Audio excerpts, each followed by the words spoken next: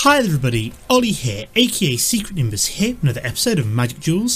So first of all, I'd like to apologise for the lacking content over the last couple of weeks. I've been feeling a little bit demotivated to do any recording, starting a new job soon, so it's kind of been stressing me out a little bit. Had things to do with my thesis, my PhD thesis, stuff like that. So yeah, just a quick apology for the lack of content. But to get back into the swing of things, what I've decided to do is do a deck tech, and I'm going to be playing with my Superfriends deck tech today.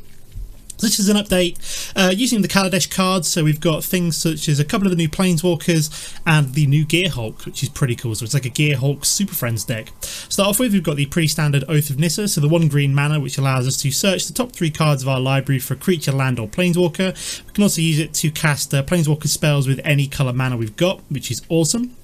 Next, just the 1 copy of Oath of Chandra, which allows us to dish out 3 damage to target creature.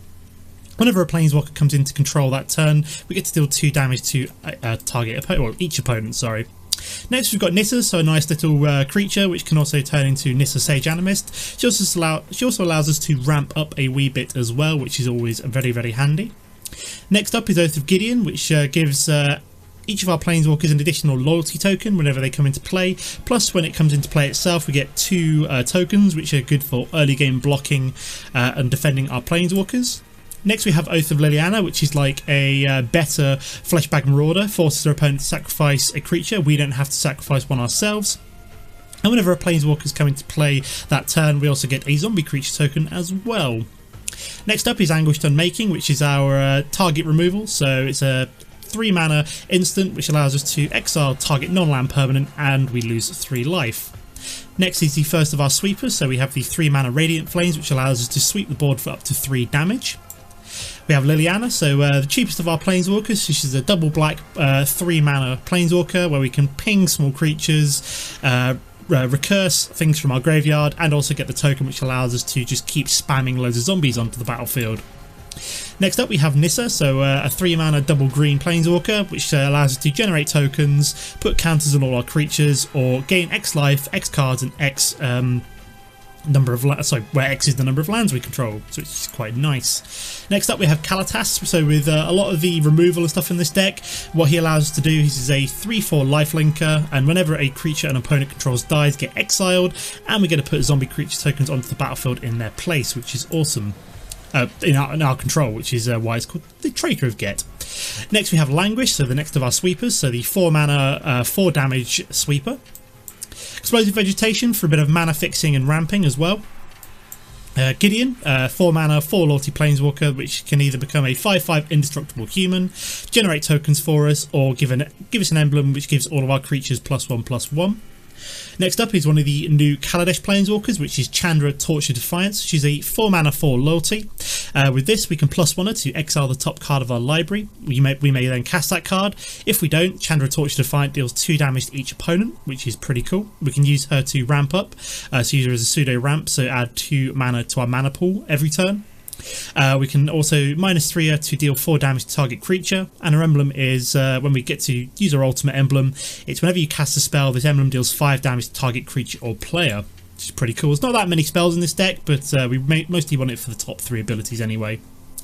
Next up we have Nahiri, so a 4 mana 4 loyalty Planeswalker, which allows us to cycle through our deck, get rid of enchantments, artifacts or creatures, and we can also search up some of our big creatures as well with our ultimate ability. Arlinn Kord is in next, so we can either give a target creature +2/+2 and vigilance and haste. We can use her to summon wolf tokens, and then in her flipped forms we can give all creatures we control +1/+1 and trample. We can deal -1 her to deal 3 damage to target creature or player, and her ultimate is creatures you control have haste, and you can tap this creature down to deal damage equal to its power to target creature or player.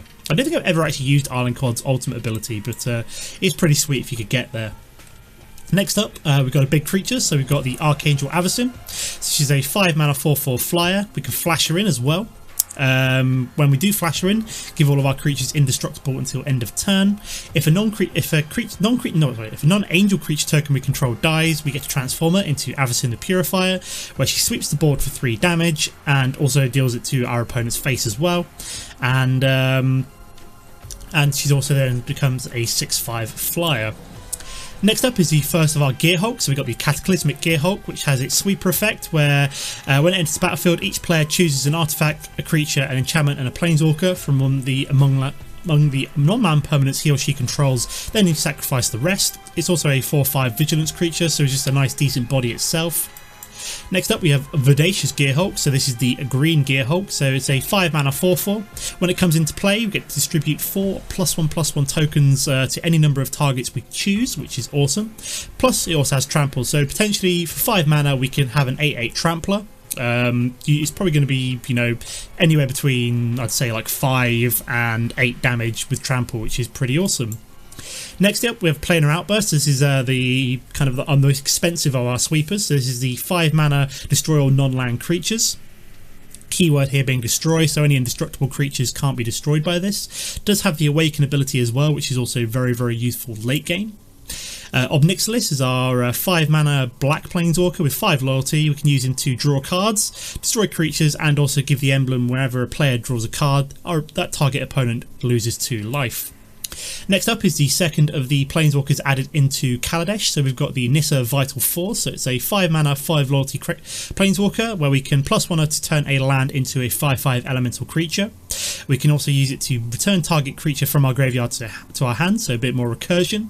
We also get an emblem whenever a land enters the battlefield under your control. You may draw a card, so pretty useful late game. Next up we've got the second of our angels, which is Linvala the Preserver. So she's a 6 mana 5/5 flyer. If she enters the battlefield and our opponent has more life than us, we get to gain 5 life, which is always very handy, especially late game. Also, if our opponent has more creatures than us, we get to summon a 3/3 white angel creature token with flying onto the battlefield as well. Next up we have Noxious Gearhulk, which is a 6 mana, which is the next of our Gearhulks. So it's a 6 mana black Gearhulk.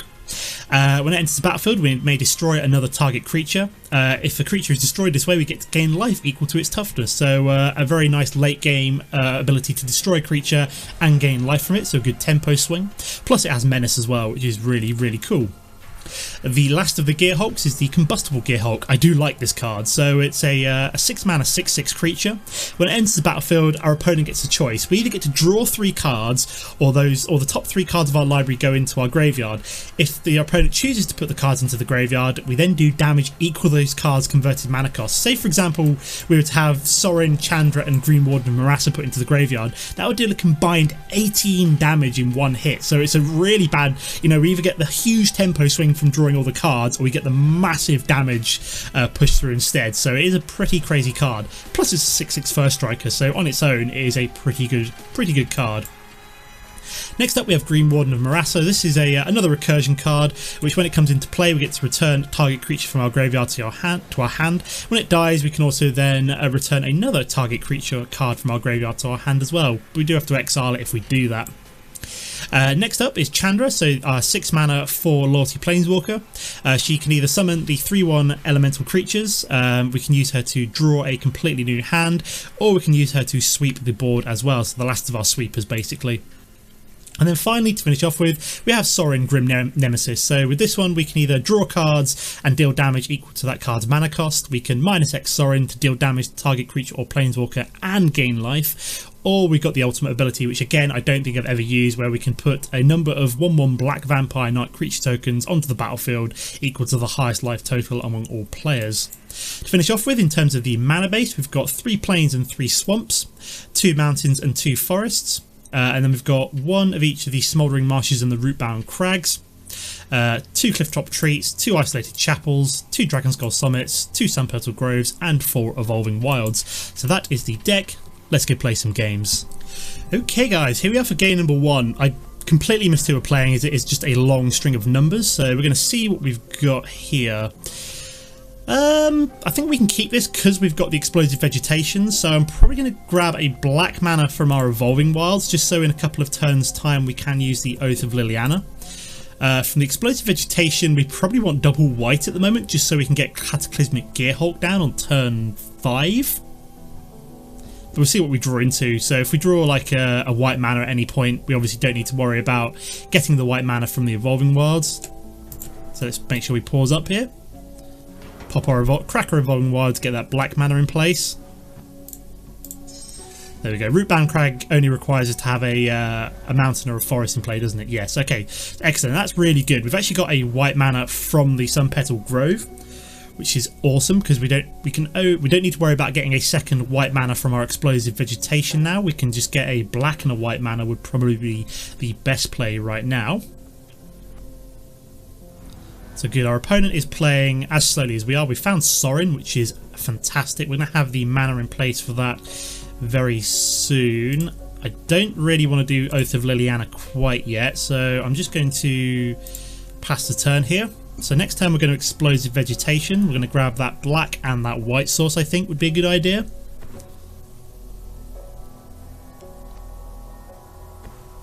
So we've got Fevered Visions, okay.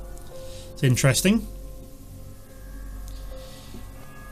So I think the only card we've got that can deal with that is the so what do we want to do here? Let's play out the forest, and then we're going to Explosive Vegetation, get that black and that white source. We are going to take 2 damage from the Fevered Visions. That is fine. I mean, we can even get Sorin down next turn if we really wanted to. Would actually be a good idea. So we've got we don't really want to do the Cataclysmic Gearhulk if we don't need to right away. So this is going to start draining him pretty fast once we get it down. Okay, so we've got a Weaver of Lightning. I will double check what he does in a second. So whenever you cast an instant or sorcery spell, Weaver of Lightning deals 1 damage to target creature an opponent controls, and it has reach, so not really that bothered by that creature. We do also have the Verdurous Gearhulk as well. So I think we're probably going to let's go for Oath of Liliana actually. You know, let's be clever about this. So it's going to force him to sacrifice up this creature. There we go. And then we'll probably get Sorin down next turn when we can actually get the zombie out of it as well. So just getting more and more mana here, which is not necessarily a bad thing. We're not in a bad place at the moment. Okay, so he has actually managed to find the tutelage. Haha! So we've got the Cataclysmic Gearhulk here. So he's going to have to make a decision between tutelage or Fevered Visions, I think. So we're going to get milled once here, which is fine. So yeah, I think I'm going to go for the Gearhulk this turn, because that's going to force him to choose between both of these.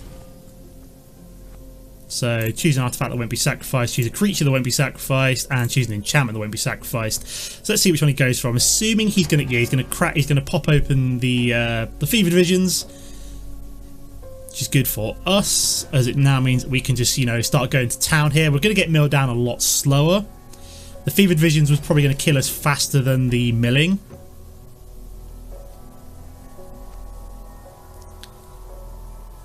So we just need to start beating it down at this point. I'm probably going to go for Sorin just because it's going to allow us to start draining him with his +1 ability. He's going to Exquisite Firecraft my face. No, he's going to Exquisite Firecraft my Verdurous Gearhulk. Interesting. And then he's going to Galvanic Bombardment. Okay, that is fine. I don't really care. That did its job of getting rid of the Fevered Visions. Or do we go for Chandra here and just start trying to push through as much damage as possible? I think that's probably the better option here. Sorin, I'm probably going to wait on Sorin. Get him down next turn. So let's just start going to town with Chandra. He's got no green, so we don't have to worry about fog effects. Come on. There we go. Marvellous.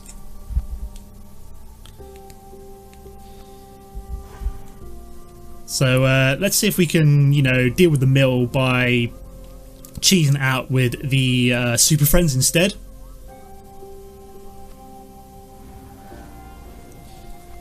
So he's going to mill us for another 2, but it's fine. We got rid of the Fevered Visions, which was the problem. The Cataclysmic Gearhulk did its job there. What did we lose there?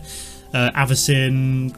We're not really in a bad way here. We've got lots of answers here. Chandra and Sorin and the Verdurous Gearhulk should see us through, I feel. Just wondering what else he's got, whether or not he's got any counter, any more card draw.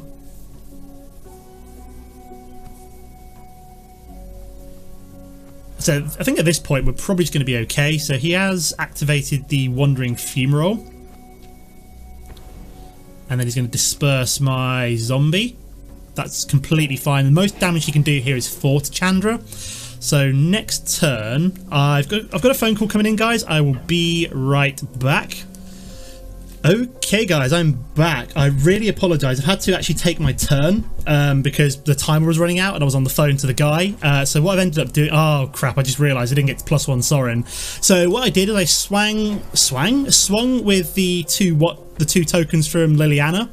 And so he's going to deal 5 damage to target Planeswalker, is it? No, deals 4 damage to target creature, deals 3 damage to target opponent. Yeah, I completely forgot to +1 Sorin there, which was really silly of me. So that's really annoying. Yeah, I'm having a problem where basically I was going to buy a car, and then they've now told me that it can't be moved closer to... I've just realised he's milled me for 8 here, which is pretty crazy.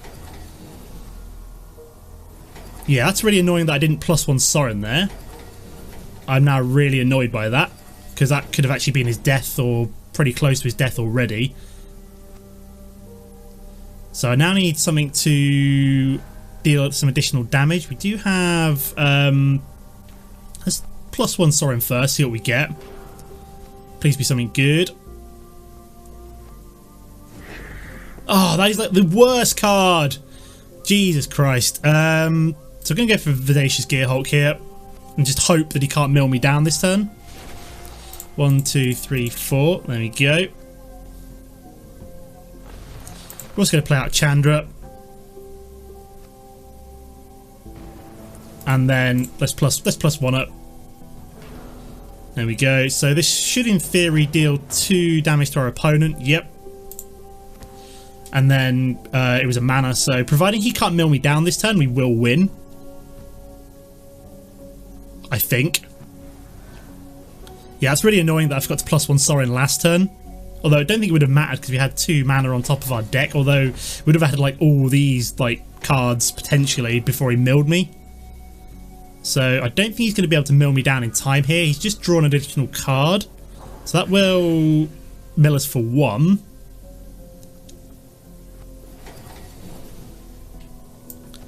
So yeah, like I said, the only thing you really missed was just me swinging with the 2 tokens, and we won anyway, which is excellent. Okay, let's move on to game number 2. Okay guys, here we are for game number 2. I'll find out who we're playing in a second. So he's got himself the nice Nissa card back. I'm going to draw a new hand here. Yeah, we're going to keep this hand. We've got the Sweeper, which is good. Probably going to get a black from this. And we only need to draw 1 more mana in the next 3 turns to make this completely viable. So we're playing Diablo's Deloncra, something like that. So let's make sure we actually pop Crack Evolving Wilds here, would be a good idea. Let's get the black mana, as that's pretty important. Things like Obnixilis and other cards we might play. So I'm going to drop the Sun Petal Grove this turn, because that will then allow us to play out the Mountain and then potentially Radiant Flames next turn. So yeah. Yeah, I'm sorry about that phone call in the previous game, guys. I'm supposed to be starting work on Monday, and I went to buy a car, and yeah, they told me they could move it closer because it was in like a different part of the country. And then I basically got told today that they can't move it, and it's like, well, it's Friday. I needed it for Monday. Why didn't you tell me this sooner? So I'm a little bit annoyed. So he's playing an energy-based deck by the looks of things. So let's just play out the red mana here. Red mana here. Okay, just don't play out any red mana then. Wow, that is really annoying, that lag. So yeah, I'm a bit annoyed by that. So I've got to talk to my wife when she gets home and discuss what we need to do next. Also, one piece of good news, I actually finally bought my new graphics card the other day, guys. Bought myself the GTX 1070. Oh my god, it's such a good card. It's been amazing to just go and just start playing games like completely maxed out again. I've been finishing The Witcher 2, and just to see it like with all the Uber sampling and stuff available, oh my god. So he's playing, yeah, like an energy based deck with like Dynavolt Tower and stuff like that by the looks of things. So I think what we want from this Explosive Vegetation is probably a black. Yeah, we'll get a black and a red, I think. That's the only one we don't have 2 of. Red and black. Yeah, we've got 2 of green, 2 of white. Yeah, 2 white. Yeah, 2 white, 2 green, so that is fine. So next turn we've got the option between Linvala and Obnixilis, or even Verdurous Gearhulk. We've got a whole smorgasbord of things we could do next turn. Could even Radiant Flames, depends on what he plays out. If he plays out multiple creatures, I'm probably just going to Radiant Flames. So he's going to gain more energy. So he's up to 6. So he can deal 3 damage now. He needs 5 energy to do that. Built to smash. Target attacking creature gets +3/+3 until end of turn. Oh my god, that is terrifying. So we're going to take a whole swathe of damage here, unfortunately. We're going to get up to 13. So yeah, I think we need to Radiant Flames. Okay, that's good. So we're going to do Radiant Flames first. Doesn't really matter how much we do it for. And then we're going to do Oath of Gideon second. So I don't know why he's pausing there. Just so we don't lose our tokens, which is good. We're probably going to have to Linvala next turn, which will get us... So he's going to deal 3 damage to us. Going to drop him down to only 3 energy. That'll get us 5 life back. I'm not really too worried by the token right about now. I'm more worried about getting 5 life back from her. So we've got here then Key to the City. Discard a card. Up to 1 target creature can't be blocked this turn. So he's going to tap it down. So, sorry, I almost had to cough there, so I managed to resist myself. So whenever untapped, you may pay 2. If you do so, draw a card. Okay, that's interesting. We can also Anguished Unmake the Dynavolt Tower if we really need to. So I'm just going to swing for 2 here with our 2 tokens. Like so. 1, 2, 3, 4, 5, 6, 7. So I can't Linvala and Anguished Unmake, unfortunately, but he doesn't have the energy to actually activate Dynavolt Tower right now anyway. So yeah, I think we're going to drop Linvala. Just because it's going to get us all the way back up to 15 health, which is good. And also give us a 5/5 flyer in the air, which is never a bad thing. So he's going to pay 2 mana, I would assume, and draw a card. Yes, he did decide to do that, but it does only put him on 2 mana. I do love these full art lands. I'm looking forward to when I've actually got enough spare gold to actually consider buying these full art lands, because they do look incredible, and I will be looking forward to using them. So he's going to tap down his Key to the City again. So what he got was a mana, which is interesting. He must have a lot of spare mana in hand. Okay, good. We've got the Evolving Wilds. Do we go for Ob, or do we go for the Verdurous Gearhulk here and just dump it all on top of Linvala maybe? A couple on Linvala, a couple on Verdurous maybe? That's a good idea, I think. So we want a couple on you, just so we've actually, you know, not putting all our eggs in one basket, and he's decided to leave. Okay, I think we've actually got time for a 3rd game. Oops, a daisy. Oop, there we go. I've just realised something, that I can't actually click on... There we go. So now we can leave game. Excellent. Whew. Okay, guys, here we are for the final game of today. Again, I'll double check who we're playing, as I've completely missed it already. That opening hand we cannot keep. Again, this is a quite nice opening hand, so we'll get the black mana from the Evolving Wilds, and then just start dropping our dual manas, and then hopefully by turn 4 we can Explosive Vegetation, and then just start dropping things like Nissa and Chandra, which is pretty cool. Okay, so we've got an Ether Hub, so he basically gets, was it 1 energy, and then he can use that energy to tap back down for any colour he wants. And then he's played out a Bombat Courier, so he can swing with that straight away. So we could do something like an Oath of Gideon potentially, just to get a couple of small creatures down to deal with this. Something like a Radiant Flames, pardon me, would also be quite useful in the next couple of turns. Cataclysmic Gearhulk will be useful in like 2 or 3 turns time potentially. Do like the whole energy idea. It's a very clever idea. I love the way they've represented it with the energy reserve. You just put tokens on. Okay, so he's got 2 Ether Hubs, and he has used one of them to get a Speedway Fanatic. So we could really do with, like I said, an Oath of Gideon would be nice, or a Radiant Flames again would be really, really sweet. We obviously can't use it next turn, unfortunately, but so we're going to take 3 damage.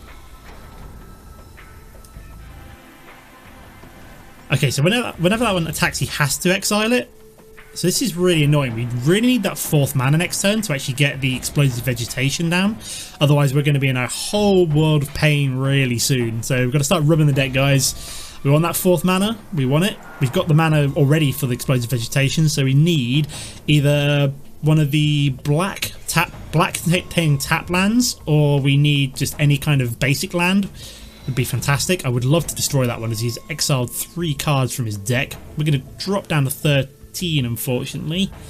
Come on, we need you. Come on. Because we're not in a good way here. We're taking a lot of damage. And what have we got here then? Foundry Screecher. Okay, I would actually just take... what's the one I'm looking for?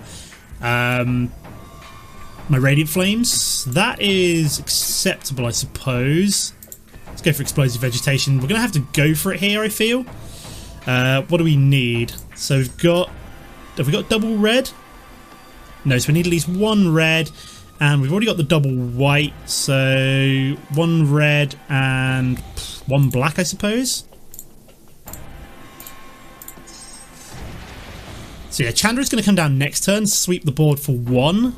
But that will leave us at 1, 3, 7 health. So not the greatest life total, but hopefully once we've swept the board with Chandra, we're going to be in a much better situation. So he's got Key to the City. Could do something that gives us life, like Sorin would be useful. We've got all the mana we need now to play out every single card in the deck, which is the whole reason why we run the Explosive Vegetations. So like I said, we are going to drop down. So it gets +1/+0 as long as you control an artifact. Yeah, I thought it was going to be something like that. Play out another creature. No, that's a shame. That's fine. We're just going to drop Chandra, I think. There we go. And we've also got a Combustible Gearhulk, which is going to be fantastic next turn. We only need to sweep the board for 1 here, because he's got lots and lots of 1-drops. 1 toughness creatures, sorry. Wonder what he's got here then. He can only tap this down for 1 colour. Okay, so we have stabilised in theory now. We have Gearhulks to come, we have other Planeswalkers to come.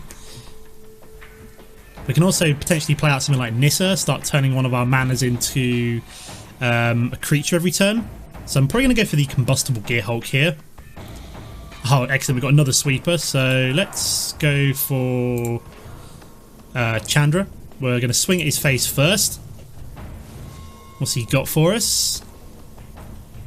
So he's going to destroy one of these. So he does. Oh, he does control an artifact. So we did actually, unfortunately, take the 3 damage there from the card, and he's going to twin bolt it as well. That's annoying. So he's going to ping 1 at my face, 2 at my face. Okay. So this is where I want 3 6-drops to come out of this. Is he going to take the damage? Does he get to see these cards? Nope, he did not get to see these cards. Does he get to see these cards? So no, we just drew all 3 of the... Okay, so he's just going to destroy my creature. And that's a shame, you know. We didn't quite manage to stabilise out in time, and then he was just able to just start beating us in the face. Okay, so not the best way to end off the video, but it's still fun. I like this deck. So that is it for now, guys. As always, don't forget to comment and like if you enjoyed the episode, and I'll see you next time. Goodbye.